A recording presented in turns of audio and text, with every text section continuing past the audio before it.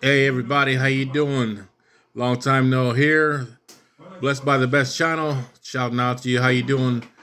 I just want to give y'all a heads up and things to come. Gonna start off some new series of videos and some teachings that we've been going over here. Particularly the first one I want to start out you off with, give you a heads up, is one that I'm working on. It's called Dead or Alive. Kind of like the Bon Jovi song, Dead or Alive. And so, I started working on this, when I heard about this one uh, individual, I should say. I want to try to keep his name, out of this kind of, out of the story. But, he was in ministry and he was doing really well. Had his heart committed to it. Struggling a little bit at home.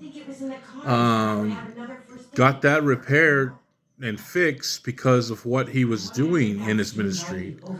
He was really focused on putting God first. And unfortunately, things got comfortable. And so it wasn't, but maybe, I guess he said about a year or so, his wife called him out on it and said, hey, listen, I stuck it out with you because you were, putting your hand to the plow. And now you're kind of dead, if you will. And she was like, well, is that that you kind of like just fake that so that, we could, still be, together? And so it got me thinking, sometimes, we can have the right heart and really, really want to have our hand to the plow. But we get dead in our tracks, if you will. We get whatever you want to call it, whatever excuse you want to put on it. Yes, I said excuse. Because that's what they is sometimes. We make excuses for ourselves. Oh, I'm busy. Oh, this or that happened. But you know what? God doesn't like excuses. And the book of Luke in chapter 16 is what I will cover on my on the full video that I'm going to make. And I'm just kind of giving you a kind of a beginning, and if you will, like I did the last time, kind of introduction, if you will. But in the book of Luke, chapter 16, he talks about Lazarus and the rich man. And you see how the rich man and that both died. And the rich man was calling out the father Abraham.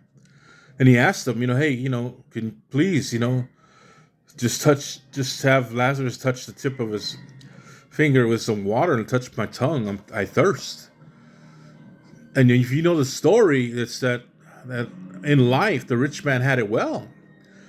I mean, he had everything going his way. And the poor man would be begged. Lazarus was a beggar at the gates of the rich man. And in those days, when they had dinner or they ate, they didn't have Bounty, the quicker picker upper. So when they would wipe their mouth and their hands with bread, the bread was the napkin, and they would discard that at the gates.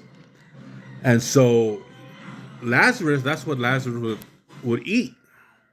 And so the Bible says that Abraham said, no, Lazarus was begged and he ate the crumbs off the floor. And you were a rich man. You had all things. And now here you are in Hades, which is hell. And Lazarus is with me in heaven.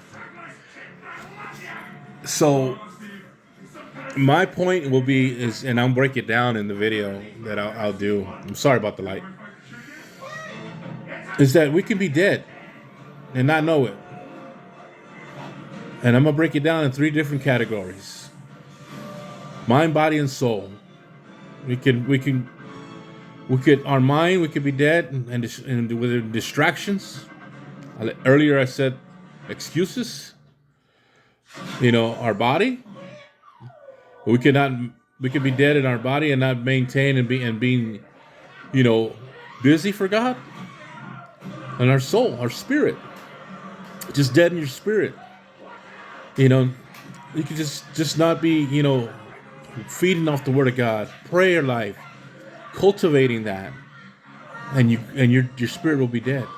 I had two good friends of mine die in the past 2 years, and they have children. And all the years that these men lived, they raised their children in the gospel. But not all of them stayed saved. And even in their death, when my friends passed away, they still kind of struggle. And I thought about that too when I was, putting these notes together. And like, even when someone you love who's brought you up and raises you up and loved you and cared for you enough, like Jesus cares for us, and you still, even when they're dead, you long for them, you miss them. But just like Father Abraham told the rich man at the end of that, on that verse in that story in Luke 16, he tells him, if you're not going to believe someone who's alive, referring to his family, because the rich man said, please send Lazarus to go tell my family, to warn them of this place.